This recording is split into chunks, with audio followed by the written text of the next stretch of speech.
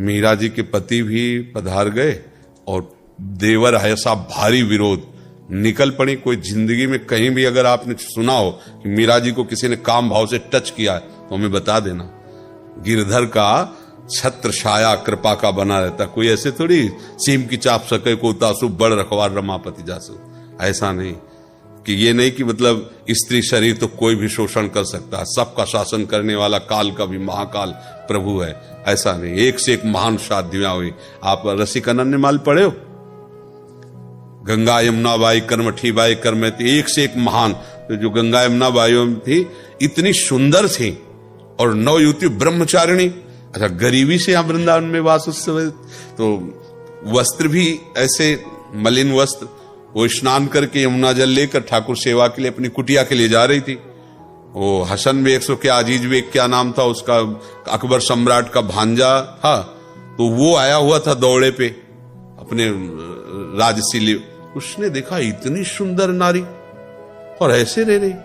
सैनिकों से मतलब जो उनके सलाहकार थे उनसे कहा कि ऐसे इतनी सुंदर, चूंकि भागवतिक सुंदरता होती है ना, और ब्रह्मचारिणी और भजन परायण तो तेज था। बोले इतनी सुंदर और ऐसे रह रही अव्यवस्था में, इनको लाओ ना हमारी सेवा में। बोले सरकार ये आपकी सेवा में आने वाली नहीं है, ये भजन करने वाली विरक्त जन है, अर्थात ये किसी प्रलोभन से नहीं है। और उसका मन बिगड़ गया उनको देख करके। अब महल में गया तो उसने 2 वैश्याएं बुलाई और कहा जितना धन चाहोगे देंगे, उनको यहां ले आओ। अब बाई जी को अगर प्रभावित कोई कर सकता है तो भगवत चर्चा, वो बड़ी चतुर थी वैश्याएं, आई और ठाकुर जी की चर्चा करना और सुनना और प्रणाम। अब रोज आने लगे।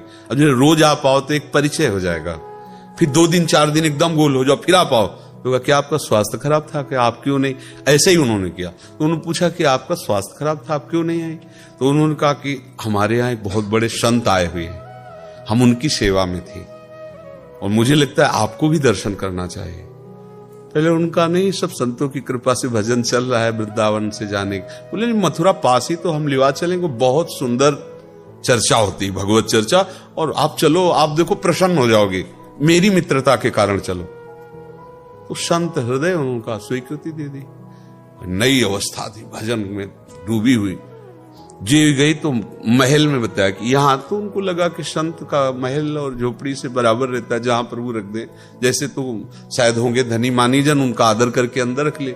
जो ये अंदर हुई तो बाहर से साकल लगा दी। और अंदर जब प्रयोग किया तो देखा वही उनका भांजा खड़ा हुआ था। दृष्टि देखते, काम की दृष्टि और सामान्य दृष्टि में अंतर होता है। माताओं बहनों में इतनी विवेक शक्ति होती है, एक दृष्टि में पहचान लेंगे गंदी दृष्टि से देख रहा है या अच्छी दृष्टि से देख रहा है। उन्होंने देखा और उनका सुनो, बड़े प्यार से कहा ये जीवन राधा वल्लभ लाल को समर्पित है, आगे कदम मत बढ़ा देना, नहीं तो तुम्हारा अमंगल हो जाएगा, तुम हमारा तो कुछ नहीं कर सकते। पर वो राज वैभव से, अब उसको कोई भय थोड़ी था, कोई ज्ञान तो था नहीं।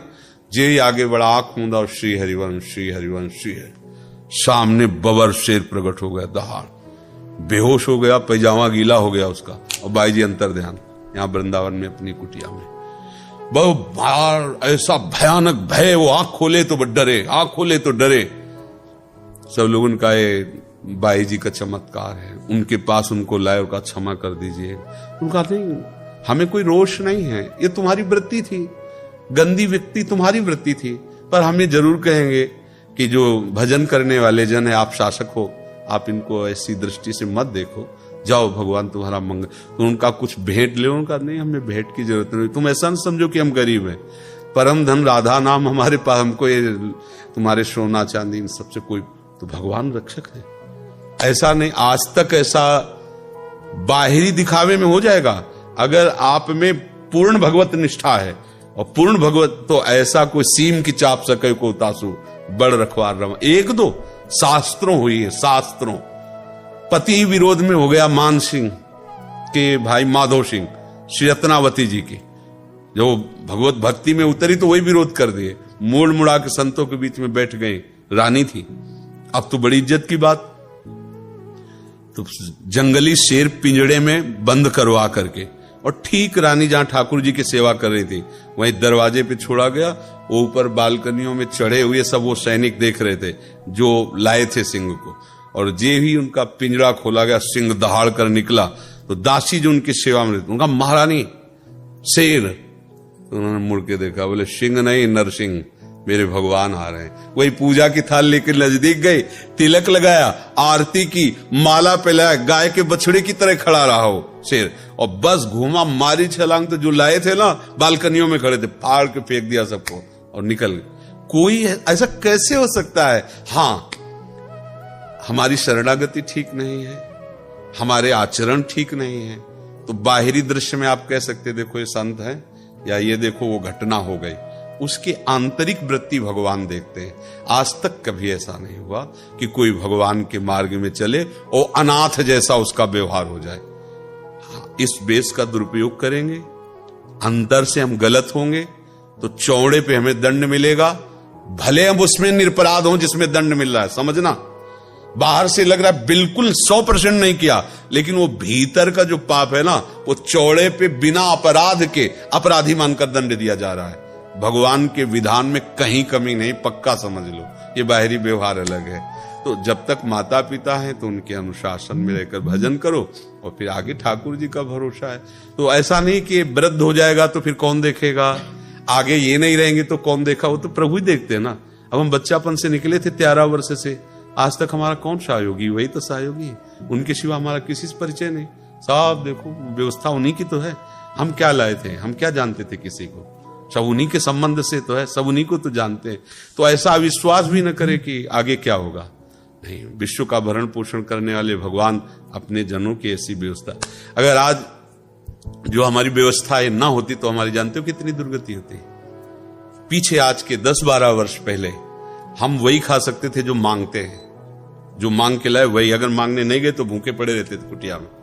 दवाई के लिए अगर है तो 4 घरों में जाकर वो ऐसे थे जिनसे हम पैसा लेते थे, फिर वो 1800 की महीने में दवा आती थी।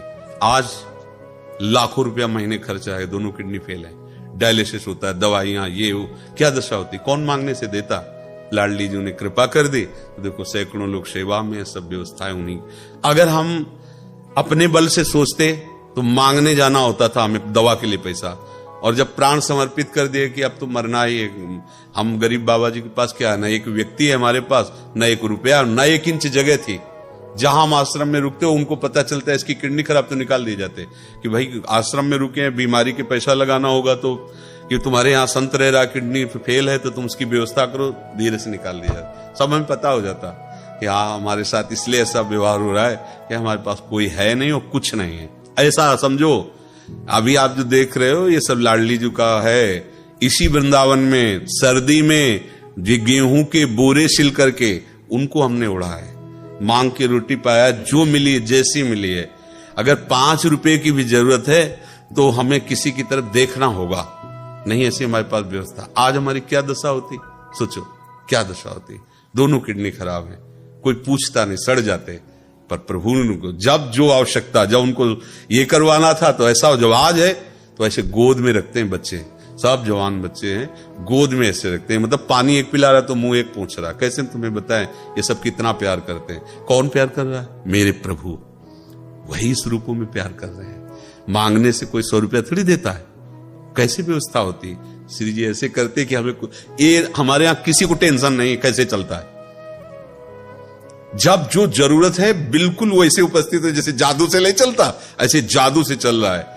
250-300 लोगों का बाल भोग, 250-300 लोगों का राजभोग, 250-300 लोगों का शाम के शयन भोग, सबको दूध, सबकी बिजली व्यवस्था, सब के सब। किसी से कोई मांगना नहीं, कोई दान पेटी नहीं, कोई पर्चा नहीं, कोई जाएगा नहीं बाहर मांगने के लिए। जो आ गया आकाश से गिर गया उसी से हमारा भरण। तो इसलिए और बहुत अच्छे से प्रभु चला रहे। ये नहीं कह सकते कि हमें कोई भी टेंशन नहीं, जिस समय पानी पानी, जिस समय दूध दूध, जिस समय भोजन भोजन, हम ही को नहीं, जितने शरणागत है सबको। इसलिए ऐसा तो सोचे ही ना कि आज के बाद कल क्या